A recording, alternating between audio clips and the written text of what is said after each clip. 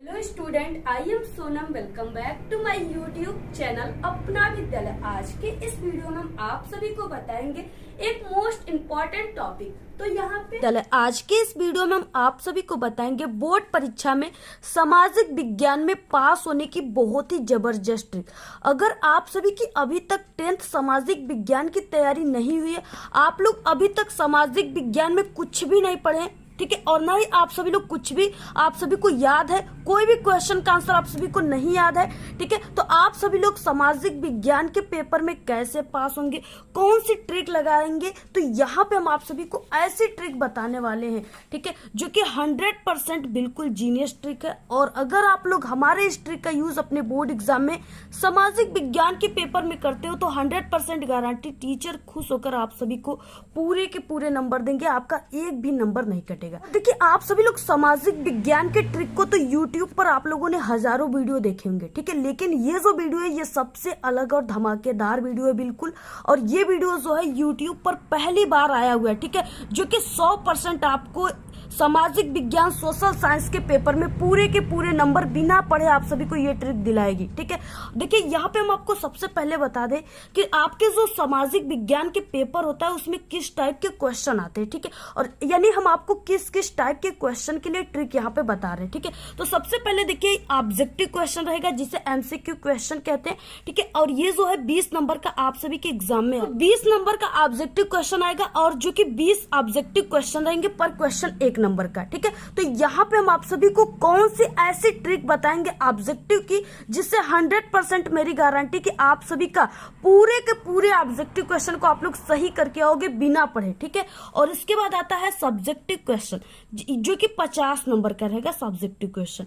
इसमें यानी subjective question में आप सभी का 4 नंबर, ठीक है, और 6 नंबर वाले क्वेश्चन रहेंगे। तो आप सभी को इस 4 वाले और 6 नंबर वाले क्वेश्चन को अगर आपको बिल्कुल भी नहीं पढ़े, आप लोग कभी सामाजिक विज्ञान के सोशल साइंस SST का किताब खोलकर भी नहीं देखे हो, ठीक है, क्या क्या दिए रहते हैं, आप लोग बिल्कुल आपको कुछ भी नहीं याद है, तो आप लोग 4 नंबर और 6 नंबर वाले क्वेश्चन में कौन ट्रिक लगाएंगे, कौन सी ऐसी ट्रिक है जो आपको 100% मार्क्स दिलाएगी, ठीक है, वो ट्रिक हम आप सभी को इस वीडियो में बताने वाले हैं। तो सबसे पहले आप सभी लोगों से रिक्वेस्ट है कि इस वीडियो को आप लोग लाइक कर दीजिए, ठीक है, चैनल पे नए तो चैनल को सब्सक्राइब करके बेल आइकन को जरूर प्रेस कर दीजिए। सबसे पहले हम आप सभी को बता दें, जब आप लोग बोर्ड एग्जाम देने जाओगे, ठीक है, तो आप सभी लोगों के पास यानी एक ब्लू पेन होना चाहिए, नीला पेन और एक ब्लैक पेन जरूर होना चाहिए, और साथ में आप सभी के साथ एक स्केल होना चाहिए, ठीक है, यानी 1 इंची वाली होना चाहिए, बड़ी वाली इंची जो कि 30 सेंटीमीटर का है। तो इतना चीजें आपके पास जरूर होना चाहिए, तभी आप लोग कुछ कर पाओगे एग्जाम में, ठीक है। इसके बाद आप सभी का जो एग्जाम पेपर है इसमें क्या हो जाएंगे, यानी सबसे पहले इसमें ऑब्जेक्टिव क्वेश्चन है, तो सबसे पहले हम आपको ऑब्जेक्टिव क्वेश्चन की ही ट्रिक बताएंगे। उसके बाद जो भी इसमें सब्जेक्टिव क्वेश्चन है उसका ट्रिक हम आप सभी को बताएंगे, ठीक है। और ये रहा बोर्ड की कॉपी, इसी तरह से आपको बोर्ड की कॉपी मिलेगी, ठीक है, और आपको इसी पर ट्रिक लगाना है। और क्लास 10th के स्टूडेंट को, ठीक है, जो 20 ऑब्जेक्टिव क्वेश्चन है उसका आंसर आप सभी को इसी OMR सीट पे देना है इस बार, ठीक है। तो सबसे पहले देखिए, बिना पढ़े आप सभी लोग ऑब्जेक्टिव क्वेश्चन को कैसे सही करेंगे, ठीक है। ऑब्जेक्टिव सही करने का सबसे बेस्ट तरीका और सबसे अलग, ठीक है, बिल्कुल न्यू तरीका हम आप सभी को बताएंगे, जो कि 100% आप सभी के बोर्ड एग्जाम में वर्क करेगा। अगर आप लोग हमारे इस ट्रिक से ऑब्जेक्टिव क्वेश्चन को कर रहे हो तो आपका एक भी ऑब्जेक्टिव क्वेश्चन गलत हो ही नहीं सकता, ठीक है। तो यहाँ पे देखिए, सबसे पहला ट्रिक क्या है, यहाँ पे हम आपको ऑब्जेक्टिव सही करने के 5-6 ट्रिक बताएंगे, ठीक है। तो सबसे पहला ट्रिक क्या है, सबसे पहला ट्रिक है, जैसे आप सभी के एग्जाम में, ठीक है, यानी कई तरह के ऑब्जेक्टिव क्वेश्चन आते हैं, यानी कि सिर्फ एक ही तरह के क्वेश्चन आते हैं, ठीक है, 20 ऑब्जेक्टिव रहेंगे, 20 अलग अलग टाइप के क्वेश्चन होते हैं। तो देखिए, सबसे पहला टाइप के क्वेश्चन, यानी अगर आपके एग्जाम में इस तरह से क्वेश्चन आ गया कि लोकतांत्रिक शासन व्यवस्था अन्य व्यवस्थाओं से अच्छी है क्योंकि यह, ठीक है, इस तरह से क्वेश्चन आ गया। बाकी इसके नीचे 4 ऑब्जेक्टिव क्वेश्चन रहेंगे, जैसे ABCD, ठीक है, इस तरह से 4 ऑब्जेक्टिव क्वेश्चन रहेंगे। इसमें पहला है कि नागरिकों में समानता को बढ़ावा देती है, व्यक्ति की गरिमा को बढ़ावा देती है, ठीक है। C है कि A वो बी दोनों, ठीक है, और डी है कि उपयुक्त में से कोई नहीं। तो देखिए यहाँ पे आप सभी को, यानी अगर आपको इसका क्वेश्चन का आंसर आप लोग को नहीं क्लियर है, तो अगर आप लोग को इस तरह से यहाँ पे ऑप्शन दिख रहा है कि ए और बी दोनों, ठीक है, तो आप सभी लोग यानी इस चारों ऑप्शन में से इसी सी वाले ऑप्शन को यहाँ पे सही लिखोगे, ठीक है। यानी यहाँ पे इन चारों ऑप्शन में से जो करेक्ट आंसर रहेगा वो आप सभी का सी वाला क्वेश्चन ही, सी वाला आंसर ही क्या हो जाएगा, करेक्ट हो जाएगा, ठीक है। यानी अगर आपके किसी भी सब्जेक्ट में अगर इस तरह से आ गया, कोई भी अगर क्वेश्चन आ गया उसमें ए और बी वाला ऑप्शन रहेगा, ए और बी दोनों, तो आप सभी को ठीक है इसी वाले ऑप्शन पे क्या करना है, राइट का चिन्ह मारना है, ठीक है। यानी यहाँ पे ए और बी दोनों लोकतांत्रिक शासन व्यवस्था के लिए ये क्या है, अच्छी है, ठीक है। इस तरीके से पहला तो ये ट्रिक हो गया, यानी ये ए और बी दोनों वाला आपको ऑप्शन मारना है इसमें से, यानी ए और बी या ए ओ बी, ठीक है। इसके बाद देखिए नेक्स्ट आपके किस टाइप के क्वेश्चन अगर आ जाए तो आपको कौन सी ट्रिक लगाना है।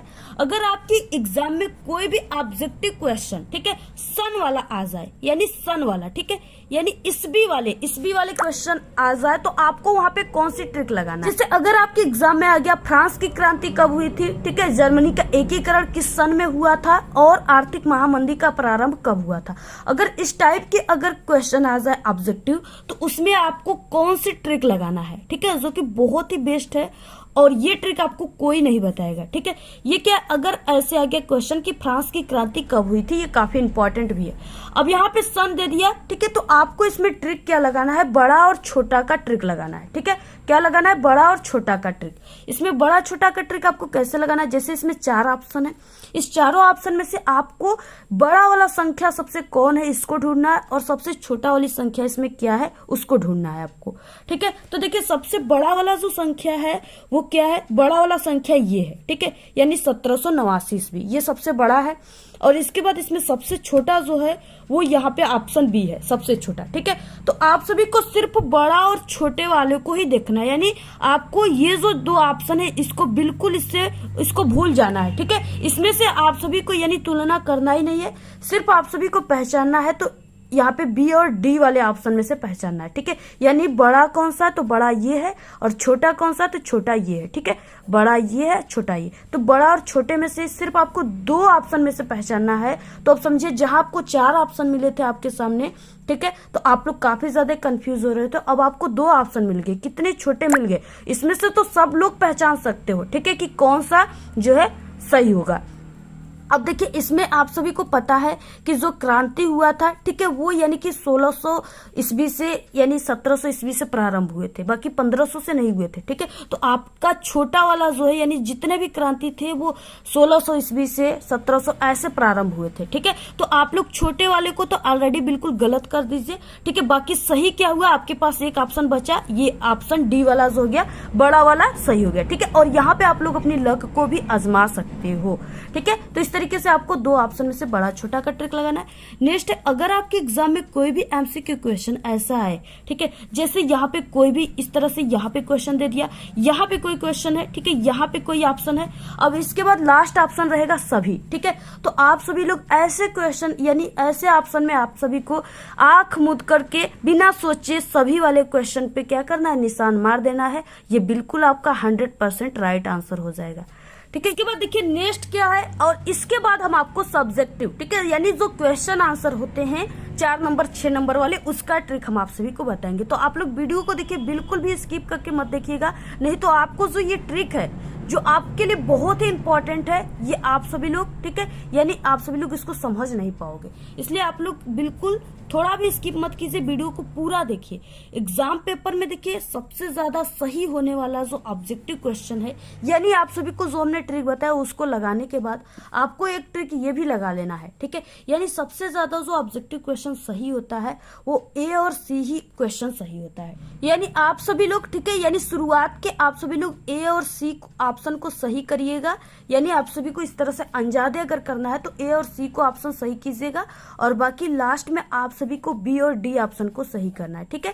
तो इस तरीके से यानी आप लोग उस ट्रिक को लगाने के बाद और अगर कोई किसी भी भिन्न प्रकार का क्वेश्चन आ गया तो आप लोग उसमें ए और सी का ट्रिक लगा देंगे। ठीक है, तो ये थे ऑब्जेक्टिव के। इसके बाद आता है सब्जेक्टिव क्वेश्चन के ट्रिक। अब देखिए यहाँ से शुरू होता है वर्णनात्मक प्रश्न, यानी 4 नंबर और 6 नंबर वाले क्वेश्चन। इसमें आपको अगर कोई भी क्वेश्चन का आंसर बिल्कुल नहीं याद है तो यहाँ पे आपको कौन सी ट्रिक लगाना है जिससे 100% आपको उस ट्रिक को देखते ही एग्जामिनर फुल मार्क्स देंगे। ठीक है, तो सबसे पहले देखिए, अगर इस टाइप का क्वेश्चन आ गया कि फ्रांस की क्रांति कब हुई, ठीक है, इसका मुख्य कारण क्या था। ठीक है, यहाँ पे इसका मुख्य कारण क्या था, इस तरह से आ जाएगा क्वेश्चन। तो इसका आंसर अगर आपको नहीं पता है तो देखिए सबसे पहले आपको शुरुआत कैसे करना है। ठीक है, तो सबसे पहले कि ये खंड ब है तो आपको खंड ब लिखना है ब्लैक पेन से।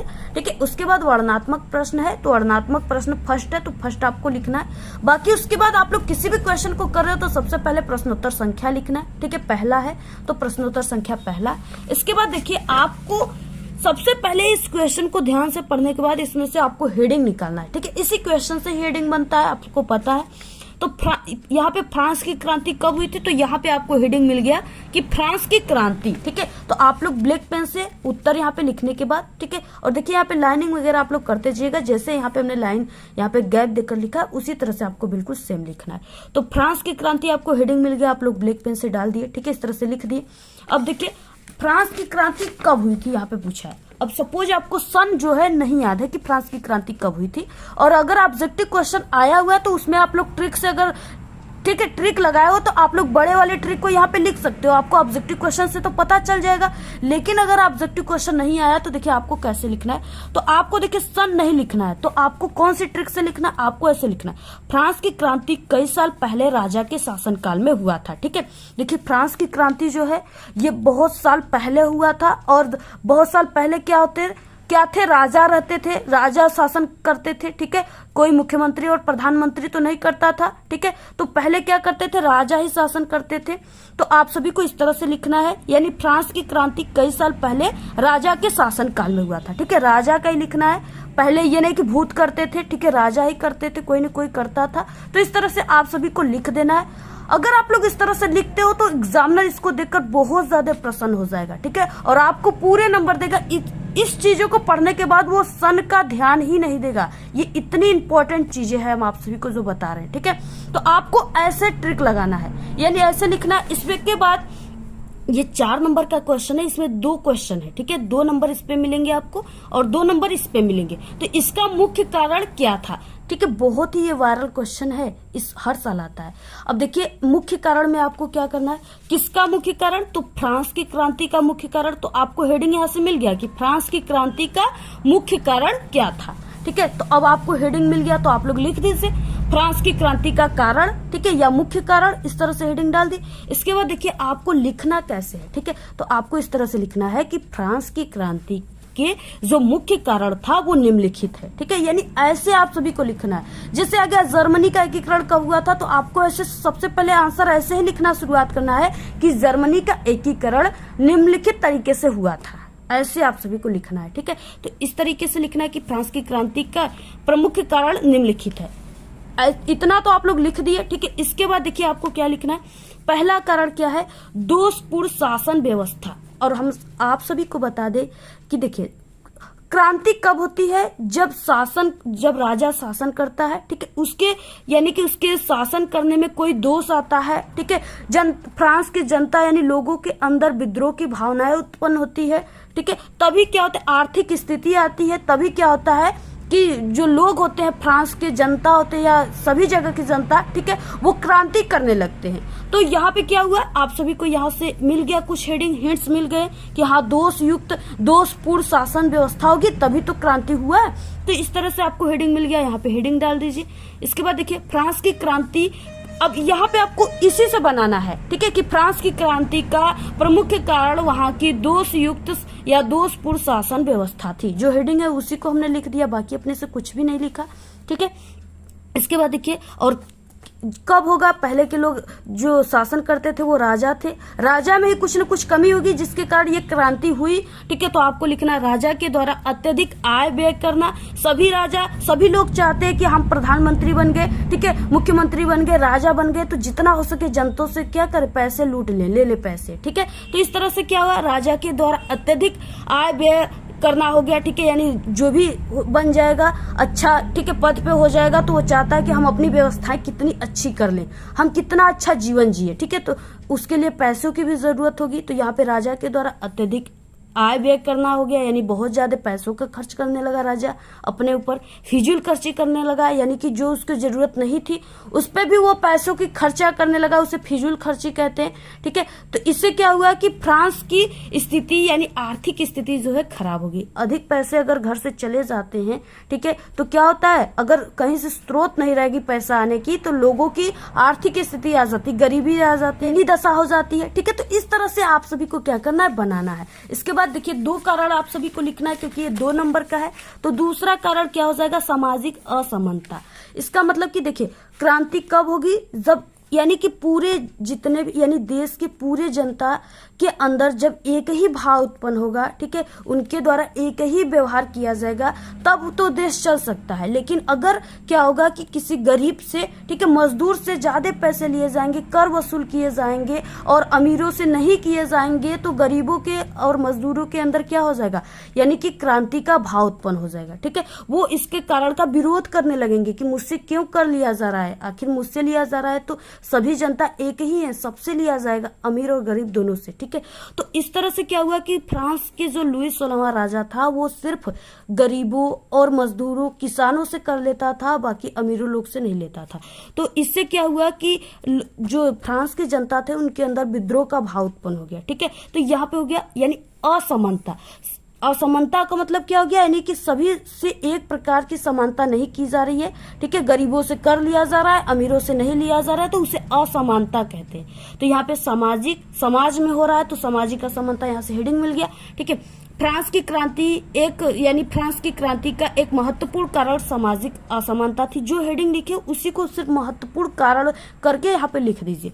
सामाजिक असमानता के कारण फ्रांस की जो जनता के अंदर विद्रोह का भावना उत्पन्न हो गया और फ्रांस की क्रांति का यही कारण बन गया। बहुत ही सरल है, देखिए कितना हमने सरल लिख दिया, ठीक है। तो इसी तरह से आप सभी को पूरा लिखना है ट्रिक से। अगर आप लोग ऐसे लिखते हो तो 100% मेरी गारंटी कि आप सभी का एक भी नंबर एग्जामिनर नहीं काटेंगे। आपको फुल मार्क्स, अगर ये 4 नंबर का है तो आपको 4 के 4 पूरे नंबर आपको देंगे, ठीक है। तो इस तरीके से, इस ट्रिक से आप सभी को लिखना है। देखिए जैसे नेक्स्ट क्वेश्चन आ गया कि मृदा संरक्षण क्यों आवश्यक है, इसके 2 कारण, ठीक है। मृदा संरक्षण, मृदा का मतलब मिट्टी होती है, ठीक है, संरक्षण का मतलब उसको सुरक्षित करना, ठीक है, यानी उसको जो है अपरदन होने से बचाना, ठीक है। तो यहाँ पे देखिए अब आपको जो मृदा होता है वो कैसे अपरदन होता है, यानी मृदा का क्षरण जो है वो कैसे होता है। तो आप सभी लोग जानते हो जब क्या होता है, गर्मियों में लू चलते हैं तो वो क्या होता है, हवा के माध्यम से आप लोग देखोगे तो एक जगह से मिट्टियां के कण, ठीक है, मिट्टियां उड़ करके एक जगह से दूसरे जगह पर जाती हैं, ठीक है, वायु के द्वारा यानी जाती हैं, और जल के द्वारा जब बाढ़ आ जाते हैं बारिश के मौसम में तो क्या होता है कि यानी कई जगहों से, कई खेतों से मिट्टियां होकर के नदियों में चली जाती हैं, ठीक है, यानी दूर दूर तक चली जाती हैं, खेतों से निकल करके दूसरे खेतों में होकर नदियों में चली जाती हैं। तो और इन सब चीजों को, ठीक है, संरक्षित करना ही मृदा संरक्षण कहलाता है। और आप लोग सभी लोग जानते हैं कि जो मृदा है, जो मिट्टी है, वो पृथ्वी का एक बहुमूल्य, ठीक है, यानी अमूल्य संसाधन है। अगर मृदा नहीं होती तो आज हो सकता हम लोग जीवित भी न रहते, ठीक है, क्योंकि मृदा में, मिट्टियों में हर एक फसलें उग रही हैं, हर एक अनाजें हो रही हैं, ठीक है, जो हम सभी लोग खा रहे हैं, जो हम लोगों का आहार है और हम लोग जीवित है। तो क्या है, आप लोग इस तरह से लिख सकते हो मिट्टियों के बारे में। और इसके 2 कारण यानी मृदा संरक्षण को आप लोग किस तरह से, ठीक है, मृदा संरक्षित कैसे करोगे, तो आप लोग इस तरह से कर सकते हो वृक्षारोपण करके, ठीक है, यानी पेड़ पौधे लगाकर। पेड़ पौधे अगर आप सभी लोग लगा दोगे अपने खेतों में या कहीं पर भी जहाँ पे बाढ़ की पानियां आती हैं, तो वो क्या हो जाएगी, जो पेड़ पौधे में जड़ें होती है ना, सोड़ होते हैं, वो क्या करते हैं, रूट, वो मिट्टियों को बांधे रखते हैं, ठीक है, जिससे मिट्टियां अपने स्थान से दूसरे स्थान पे नहीं जाती। बाकी पशु चराई पर नियंत्रण करके, ठीक है, पशु जो होते हैं वो घास वगैरह चरते हैं, जिससे बारिश के मौसम में उनके, ठीक है, खूर से यानी उनके पैरों से मिट्टियां क्या होती, एक जगह से उखड़ के दूसरे जगह पर जाती है, तो उससे रोका जा सकता है मृदा क्षरण को, ठीक है। नेक्स्ट है खेतों में मेड़ का निर्माण। जो खेत होते हैं, कोई भी खेत हो गया, ठीक है, कोई भी फसल बोया हुआ है, आप लोग देखोगे तो किसान खेतों में मेड़ बनाए रहते हैं, ठीक है। तो मेड़ किस लिए बनाते हैं कि हमारे जो खेत की मिट्टियां है वो दूसरे खेतों में न जाए, ठीक ठीक है। तो मेड़ बनाओगे अगर आप लोग तो आपकी खेतों की मिट्टियां दूसरे खेतों में नहीं जाएगी, आपकी मृदा क्षरण नहीं होगा आपकी खेतों की, ठीक है। तो इस तरह से आप लोग 3-4 तरह से ऐसे बनाकर आप लोग लिख दीजिएगा। ऐसे 3-4 तरह से आप लोग मिट्टियों को यानी मिट्टियों के क्षरण को रोक सकते हो, ठीक है। नेक्स्ट जैसे आ गया यहाँ पे भारत में पाए जाने वाली मिट्टियों के प्रकार, ये 6 नंबर वाले क्वेश्चन है, ठीक है। इस तरह से आ गया। तो आप सभी लोग जानते हो भारत में रहते हो, ठीक है।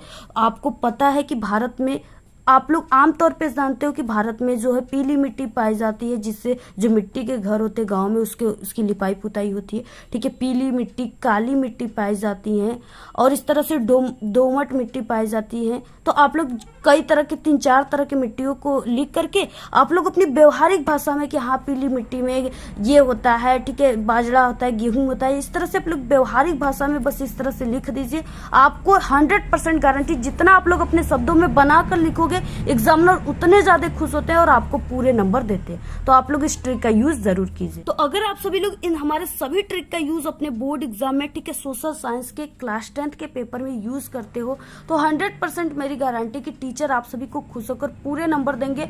आप सभी का एक भी नंबर कहीं पर भी नहीं कटेगा, ठीक है।